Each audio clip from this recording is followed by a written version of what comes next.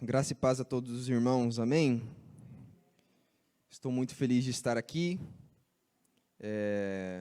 Como vocês já sabem, né, eu sou um entusiasta, vamos dizer assim, de estudo do texto bíblico, e eu estou aqui mais uma vez para estudar o texto bíblico com vocês e fazer, talvez, com que minimamente vocês entendam algumas coisas que estão acontecendo aqui, dentro do texto, obviamente. Então já prepara a sua Bíblia aí, por favor, em Gênesis, pertinho da onde o pastor Maurício leu. Quero que todo mundo abra a Bíblia mesmo, assim, mesmo. A gente vai ler junto, a gente vai fazer as coisas aqui juntos. Gênesis, o capítulo 6.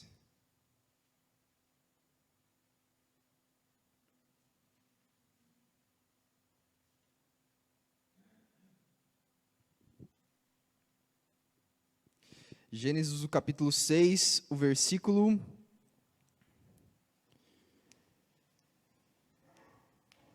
11.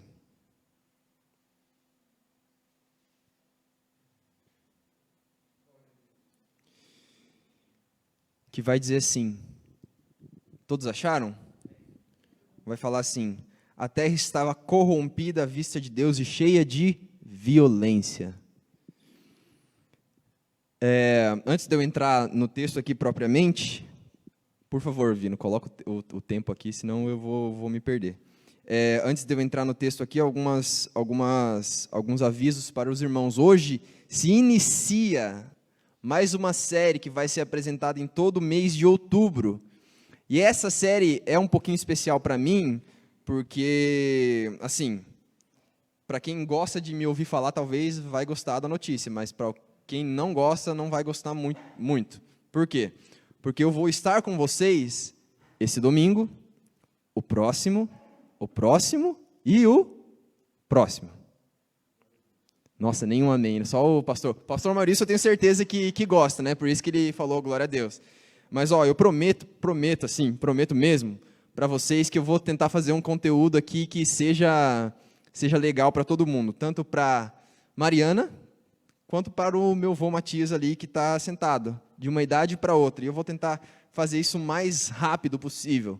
Se inicia uma nova série, e a série é intitulada Senhor dos Anéis.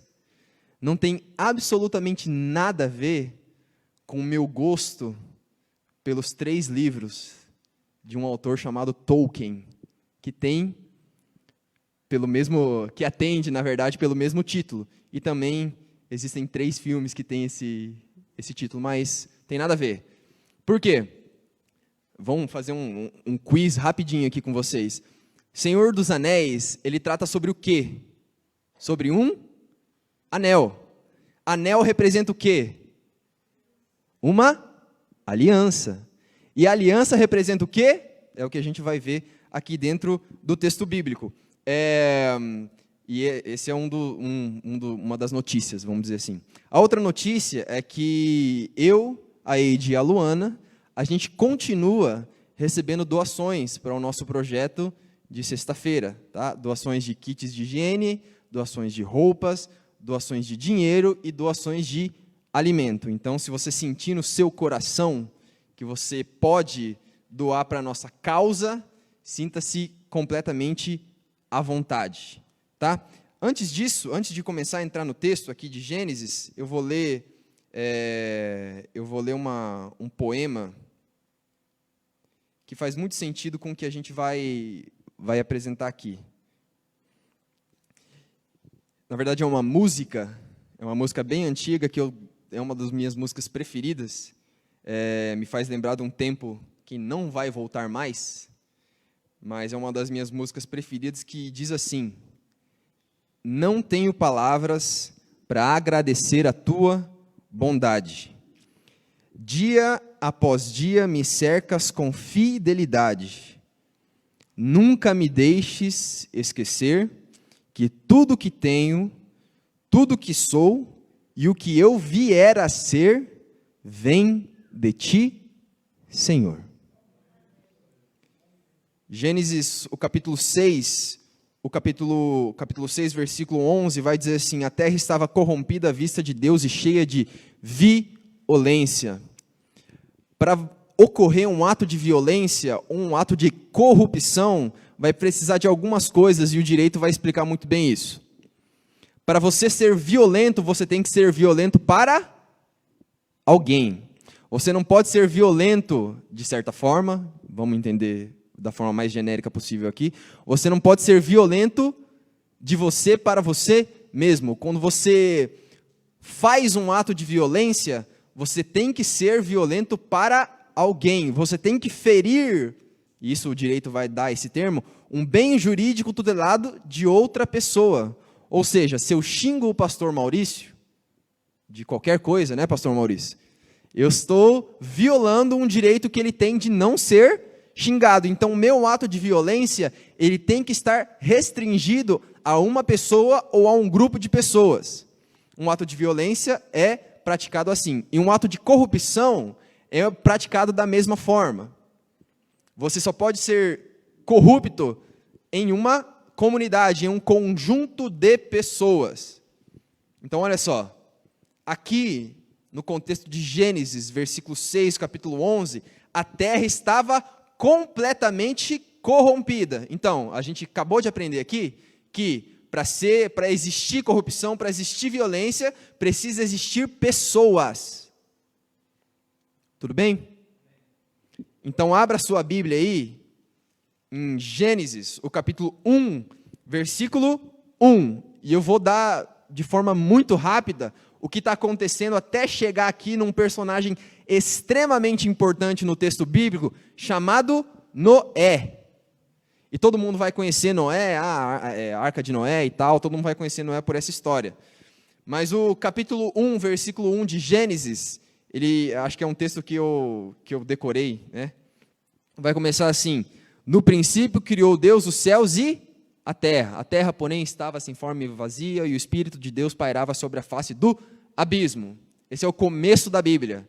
Para você entender tudo que está acontecendo depois, você tem que entender o que está acontecendo dentro desse texto. Tá? Estão pegando?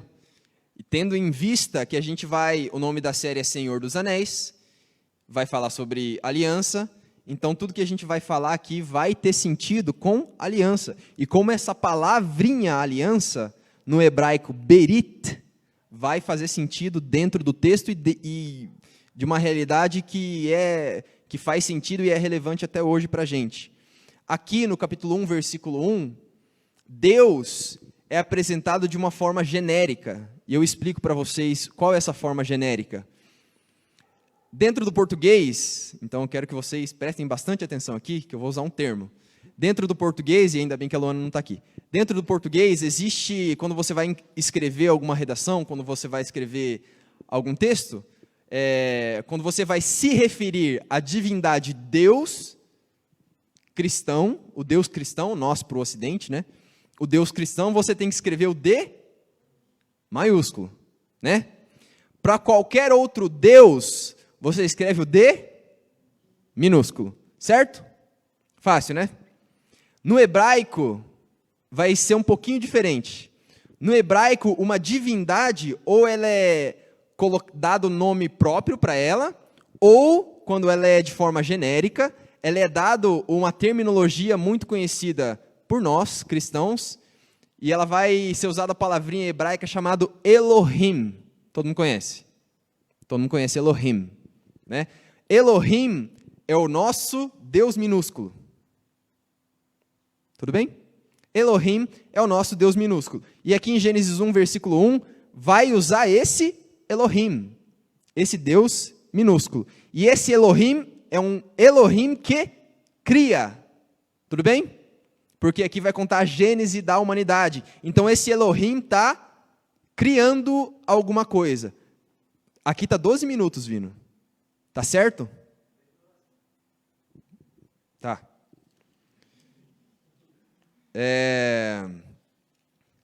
Vou acelerar. Então, 12 minutos, tá muito. E olha só, e vai ser interessante também esse Elohim, porque ele vai ser usado de forma diferente. Eu vou dar uma acelerada aqui mesmo. vai ser usado de uma forma diferente lá no capítulo 2, o versículo 4, que vai dizer assim: esta é a gênese dos céus e da terra quando foram criados, quando o Senhor Deus o criou. Aqui ele não vai só usar o Elohim, ele vai usar uma outra palavrinha, que no hebraico é chamado de Yahweh, ou seja, Yahvé, que a gente conhece hoje, ou Yeshua. Tudo bem? No primeiro, versículo 1, capítulo 1, vai usar Deus como Elohim, e aqui no 2, versículo 4, vai usar Yahweh Elohim, que esse Yahweh Elohim vai representar o Deus que a gente conhece, o Deus maiúsculo, no resto da Bíblia, tudo bem?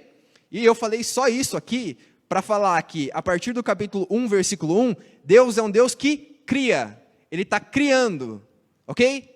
E a partir do versículo 22, ele vai ser um Deus, um Elohim diferente. O que ele vai fazer no versículo 22? Ele vai abençoar. Olha lá comigo. Gênesis capítulo 1, versículo 22 vai dizer assim: e Deus abençoou. Elohim até agora só tinha criado, ele agora abençoa. O Elohim abençoa, e Deus abençoou dizendo: sede fecundos, multiplicai-vos, enchei as águas dos mares e a terra, e multipliquem-se as aves. Não só um Deus criador, um Deus abençoador. Versículo 28 vai usar a mesma palavrinha de bênção, que vai estar no versículo 28 assim: e Deus os abençoou. Quem que Deus abençoou aqui? O ser humano, tá? O ser humano. Deus abençoou e disse: sede fecundos, multiplicai-vos, enchei a terra e sujeitai-a. Dominai sobre os peixes do mar, sobre as aves do céu e sobre todo o animal que rasteja na terra. Então o homem, como a primeira parte de uma ordem divina, uma ordem dada por Deus, por esse Deus que abençoa e que cria, ele tem que fazer uma coisa só, até esse versículo aqui, que é o quê? Se multiplicar. Ou seja, esse homem, esse ser humano, tinha que ter relações com a mulher para se multiplicar e encher a terra. Mas como o homem, ele é homem, e entrou através do homem o pecado, e eu digo homem aqui, o ser humano, vai acontecer um negócio e vai ocorrer uma disruptura dentro da narrativa bíblica, que tudo que esse Elohim criador tinha construído vai ser quebrado.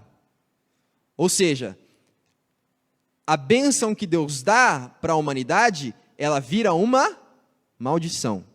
Por quê? Porque o homem, ele tinha se multiplicado. E essa era uma ordem de Deus para o homem. Ele deveria se multiplicar mesmo.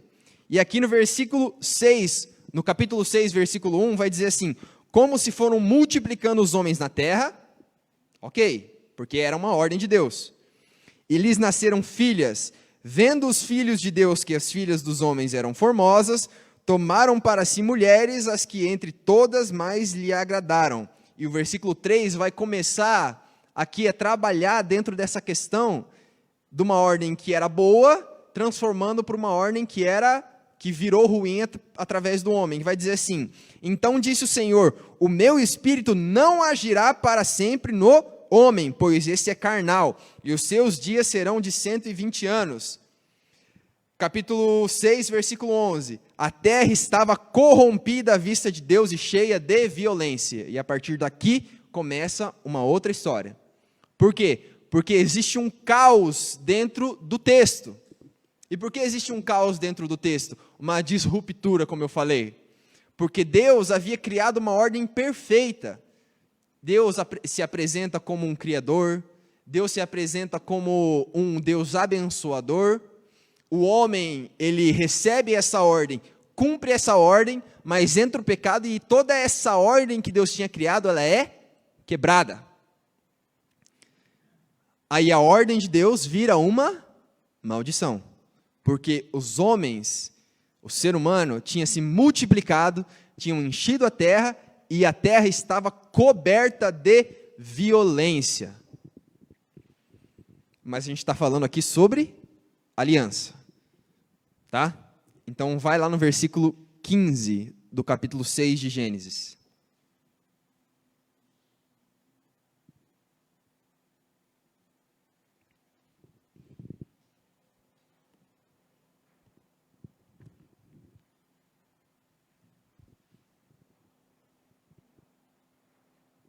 15 não, 18. Errei. É pertinho ali. 15 e 18 está perto.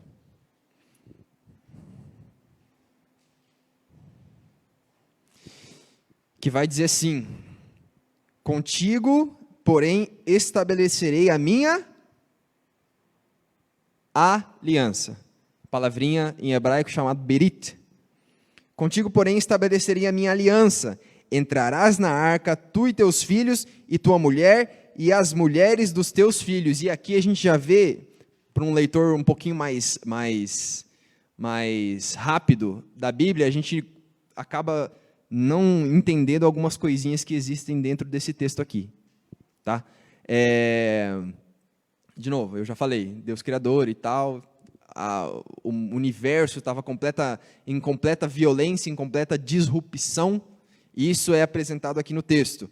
Quando a gente fala de aliança, vamos lá, para quem é casado aqui, quem é casado sabe que quando a gente casa, a gente assina, quem é casado no cartório, né, assina um papel lá, um contrato de casamento, falando que a partir de tal momento, no meu caso, 16 de abril de 2021, a partir desse momento, eu não sou mais solteiro, eu sou casado, então eu tenho que cumprir as ordens de um contrato.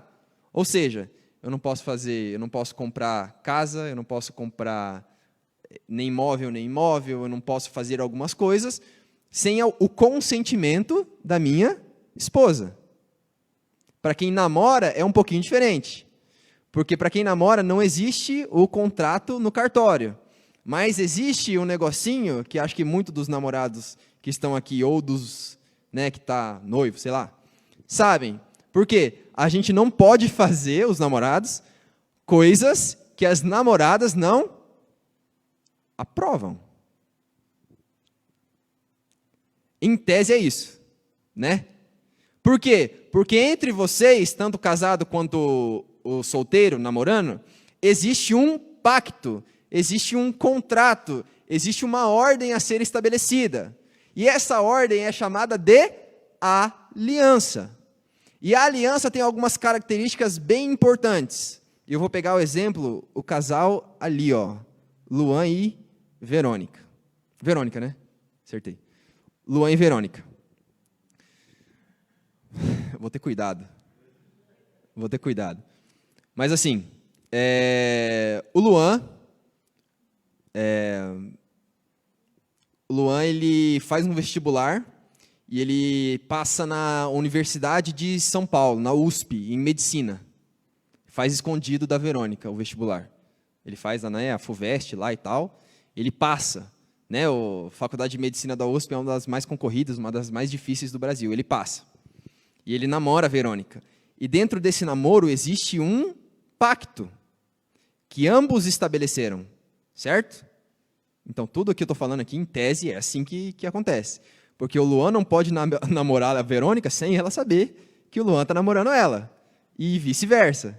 Isso não pode acontecer. Isso é chamado, dentro da filosofia, e Platão vai explicar bem certinho o que isso significa. Não pode existir um relacionamento, não pode existir uma aliança entre os dois, sem ambos estarem de acordo com as coisas. Tudo bem? Nesse exemplo que eu estou falando aqui, Luan faz vestibular, passa no vestibular, liga para a Verônica lá de São Paulo. Ó, estou morando aqui agora e eu vou ficar aqui. Qual que vai ser a reação da Verônica? Ela vai ficar, no mínimo, chateada. Por quê? Porque uma ordem, uma relação dentro dessa aliança foi quebrada. Porque o Luan, primeiro, não comunicou ela que ele faria o vestibular. E segundo, não comunicou a ela que ele estaria de mudança para São Paulo. Então, uma aliança é quebrada. Porque de uma parte dos dois foi desobedecida um pacto feito entre os dois. Posso dar 500 mil exemplos sobre isso. Mas só para explicar, eu não vou demorar, que para ocorrer uma aliança, para ocorrer um pacto, as duas partes têm que estar de acordo. Tudo bem? Então, quando você vai casar com uma pessoa, essa pessoa tem que estar de acordo. Você não pode ir lá chegar no cartório e falar, eu vou casar com tal pessoa. Não, mas cadê ela? Não, vou casar com ela. Então, não, ela tem que estar junto, tá? Ela tem que estar junto, tem que levar as testemunhas e tal. Enfim, tem que estar em acordo. Então, o versículo 16 aqui, versículo 18, vai colocar assim, o próprio Deus está falando aí. Contigo, porém, estabelecerei a minha aliança. Porque antes, o próprio Deus tinha pedido para Noé fazer uma coisa. E o que era essa coisa? A construção da arca de Noé. Olha só, Deus chega para Noé, ele primeiro fala, ó, Noé, o mundo está completamente corrompido. O mundo está, assim, ó, tudo correu de errado, o ser humano se multiplicou da maneira que eu não queria, vocês estão brigando demais, vocês estão se matando, eu não estou aguentando. E dentro do texto vai ocorrer um probleminha com a tradução ali, vai dizer que Deus vai se arrepender, mas não é bem essa palavra. Deus pesa no seu coração de ter criado o homem, e está ocorrendo ali uma questão que Deus não está aguentando o homem estar fazendo tudo que ele está fazendo. E ele vai chegar para Noé, ó, Noé, vou acabar com tudo. Vou acabar com tudo. Mas eu quero que você faça um negócio para mim. Eu quero que você construa uma arca. E a arca era um barco que não era pequeno, era muito grande, e para quem tem a curiosidade, lá nos Estados Unidos, uma empresa construiu a Arca de Noé pelos tamanhos que a Bíblia apresenta, em tamanho real. Então, para quem quiser dar uma olhada, vai lá, é gigantesco, é muito grande. Noé demora bastante tempo para fazer. Mas, enfim, Deus fala com Noé e fala, ó, eu não estou aguentando o que está acontecendo aqui, faz um barco. Vou acabar o mundo com chuva, faz um barco. Noé pega e, o que ele faz? Ele fala que não, fala, Deus, não, eu não manjo, sim, não quero, estou tranquilo, sou velho, Noé já era velho, sou velho, ó, eu por mim, assim, se tiver outro, sabe, aquela história, ó, eu até vou, mas se tiver outro, e esses dias, o Saulo Vitor me chamou para ir viajar com ele, falou, ó, vou viajar sozinho, vai comigo. Aquele dia eu tinha trabalhado o dia inteiro, até a noite, e ele ia sair 4 horas da manhã. E no outro dia eu estava mais de boa, 4 horas da manhã. E eu mandei um áudio para ele, falei, Saulo Vitor, ó, eu vou, mas se tiver outro, põe no meu lugar. Eu aceito, mas se tiver outro, é igual chamar a Ilés para pregar. Você chega para chamar a Ilés para pregar, Ilés, vamos pregar sobre tal assunto. Não, beleza, mas se tiver outro, né? Enfim, a questão da aliança aqui. Deus chega para Noé e fala, Noé, constrói esse barco gigantesco porque vai chover, vai cair água do céu. Naquele tempo não caía água do céu, né? Vai cair água do céu, vou destruir tudo. E vai dizer assim, versículo 12, viu Deus a terra e eis que ela estava corrompida, porque todo ser vivente havia corrompido o seu caminho na terra. Então disse Deus a Noé, resolvi dar cabo de toda a carne, porque a terra está cheia de violência dos homens. Eis que o farei perecer juntamente com a terra.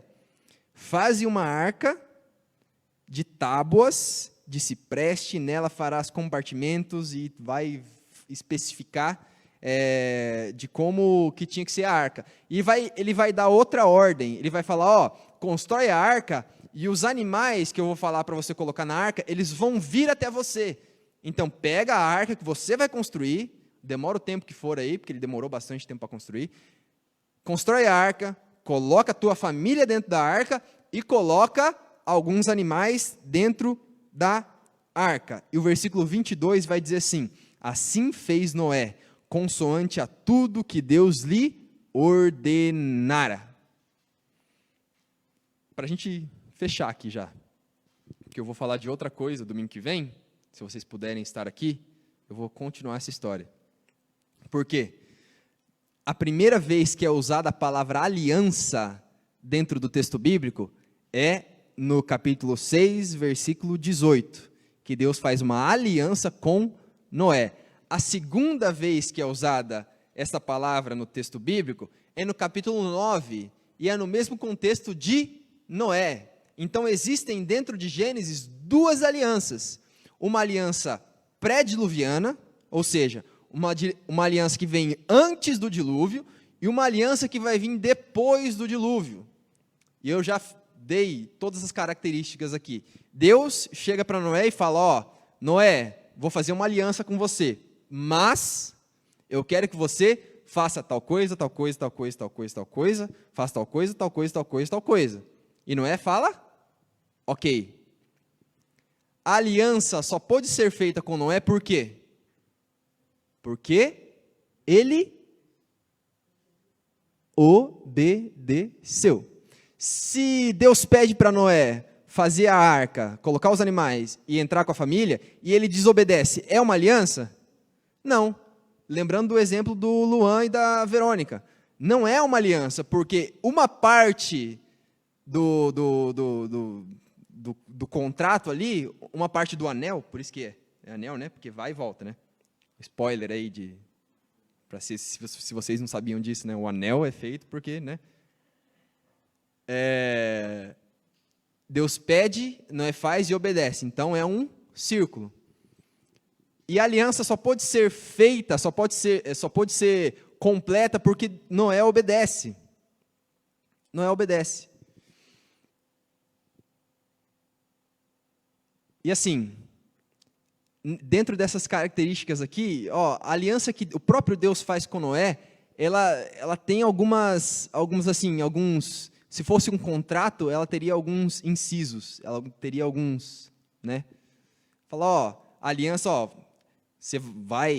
a aliança vai acontecer, eu vou destruir a terra, mas ó, eu não vou destruir você e alguns animais se você fizer isso.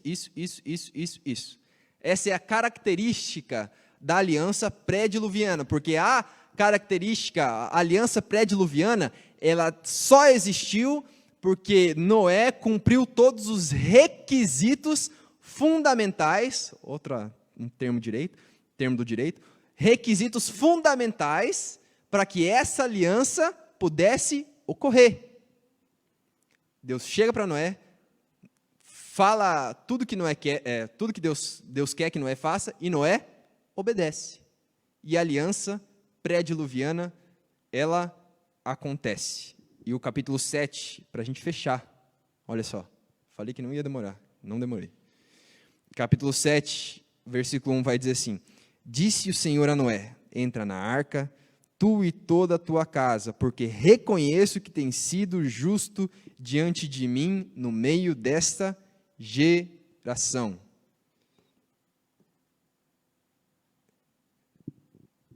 Fique de pé de novo. Eu vou repetir esse versículo 1 do capítulo 7. Disse o Senhor a Noé, entra na arca, tu e toda a tua casa, porque eu reconheço que tens sido justo diante de mim e no meio desta geração. Naquele tempo não chovia na terra, tá? Não chovia. Naquele tempo também, provavelmente não existia algumas construções que eram muito grandes. E o que Noé é incumbido de fazer para cumprir essa aliança? Ele anuncia que vai chover assim, vai cair água do céu, e ele começa a construir um barco gigantesco. Você acha que para Noé, naquele tempo e naquele contexto, foi fácil? Será? Foi fácil? Será que ele foi zombado? Será que quiseram, sei lá, machucar Noé? Porque aquela terra estava corrompidíssima. Será que Noé aguentou bem a barra? Será que Noé ficou com a sanidade mental 100% para construir o que o Deus tinha falado para ele construir? Agora, faz um exercício mental aí. Vamos imaginar, cuidando para não ser anacrônico aqui, cuidando para não tirar de contexto e de realidade, mas vamos imaginar assim, hoje não aconteceu o dilúvio, não aconteceu o dilúvio e Deus chega para o Mateus, Mateus, constrói um barco, hoje, 2021, constrói um barco aí, vai chover, vai acabar com tudo. Ele começa a construir. Eu, como cunhado, ia ser o primeiro a falar, esse rapaz está completamente louco, porque ele vai construir um barco gigantesco para colocar ele e a Ketri e o mundo vai acabar. Não existe. Noé, basicamente passou pelas mesmas coisas. Porque ele construiu algo que era absurdo, ele respondeu uma ordem que também era absurda para aquele tempo, mas só assim pôde ser cumprido a aliança que Deus tinha feito com Noé e com toda a sua geração. A aliança pré-diluviana. E eu vou repetir o poema e a música que eu falei aqui. Não tenho palavras para agradecer a tua bondade. Dia após dia me cercas com fidelidade. Nunca me deixes esquecer que tudo que tenho, tudo que sou e o que vier a ser, vem de ti, Senhor. E assim, tudo que você tem hoje, teu ministério, a tua vida, o teu trabalho, não é nem de perto a dificuldade que naquele tempo Noé teve que cumprir. Deus pede para nós hoje coisas extremamente simples. Deus pede principalmente para a gente amar uns aos outros, para a gente respeitar uns aos outros, porque a gente vai ver no próximo domingo que a aliança que vem depois do dilúvio, ela é muito mais completa, porque ela não precisa de alguns requisitos para que Deus coloque a sua mão e sua bênção dentro da humanidade. Não precisa construir arca, não precisa colocar família dentro, não precisa colocar animal dentro, não precisa fazer absolutamente nada. Você tem que viver bem. Essa talvez seja o maior exemplo, o maior exemplo de como a aliança antes do dilúvio faz sentido na nossa vida hoje. Porque a gente não precisa construir arca nenhuma. A gente não precisa colocar animal nenhum dentro da arca. A gente não precisa viver 100, 90, 80, 10, 1 ano construindo algo que não precisa, porque Deus já fez tudo que tem que fazer pra gente. Não precisa fazer nada. O que você precisa é viver. Viver da melhor forma possível. É isso que a aliança pré-diluviana tem a nos ensinar. Que a gente não precisa fazer as coisas. O que tinha que ser feito já foi feito. Agora deixa que Deus, o que faz a aliança com o ser humano inteiro, cuidar dos próximos capítulos do que vai vir. Vamos fazer uma oração? Vamos pedir para Deus para que isso faça sentido na nossa cabeça. A gente não precisa construir arca, a gente não precisa, cada tempo vai ter uma coisa, né? A gente não precisa construir um templo igual Salomão teve que construir, a gente não precisa reconstruir muro igual Neemias que teve que fazer, a gente não precisa construir arca, a gente não precisa pegar 1 milhão, 3 milhões de pessoas do Egito e mudar de lugar, a gente não precisa fazer nada disso. A gente precisa viver bem, a gente precisa viver com respeito da nossa vida e pela vida da outra pessoa. Esse talvez seja o maior conteúdo, o maior ensinamento que a aliança de Deus com Noé antes do dilúvio tem para nos ensinar. Amém? Feche seus olhos. Jesus Cristo, Tu tem falado aos nossos corações desde o começo desse trabalho, através dos louvores, através da direção, através dessa nova série, que a gente continue com essa esperança de que a gente não precisa fazer coisas absurdas, construções mirabolantes para alcançar a graça que vem do Teu trono de graça. tudo é de graça. Tu nos dá a vida de graça, Tu nos dá a graça e a misericórdia de graça. O que a gente precisa é aceitar essa nova realidade de graça e viver a vida de acordo com essa nova realidade. Viver a vida transbordando a graça, a misericórdia, o perdão, o amor, o abraço, o carinho que Tu tens por nós, para as outras pessoas, espalhar de forma concreta o reino que Tu tens preparado dentro dos nossos corações primeiro, para que ele seja espalhado para as outras pessoas. Isso é feito através de um alimento que a gente entrega para quem está passando fome, de uma ajuda que a gente dá para quem está precisando de ajuda, de água para quem está precisando de água, para quem está com sede, dessas pequenas coisas que fazem a nossa vida transbordar da Tua graça, porque a Tua graça se demonstra dentro de nós, para que nós possamos espalhar esse reino que está construído dentro de nosso coração. A Tua aliança antes já provou isso, a aliança que vem depois, que é perfeita, vem e prova isso mais uma vez, que a gente não precisa fazer coisas extraordinárias, a gente precisa fazer pequenas coisas todos os dias. A gente precisa amar todos os dias. A gente precisa dar carinho todos os dias, dar abraço todos os dias, dar perdão todos os dias. Assim o Teu reino vai ser espalhado e a Tua graça vai ser alcançada em todos os momentos, em todos os contextos da nossa vida. Fica conosco, Jesus Cristo. Continua a falar conosco nessa semana. E que domingo que vem, que vai ser eu de novo falando aqui, que não seja por mim, que não seja pelo meu esforço, que não seja pela minha inteligência, pela minha sabedoria, não seja pela minha boca, não seja pelo jeito que eu canto, nada disso. Que a Tua palavra seja refletida, como foi nesse momento aqui, que seja refletida tanto no sábado quanto no domingo que vem. Esteja conosco, Pai. É assim que nós Te oramos. Em nome de Jesus.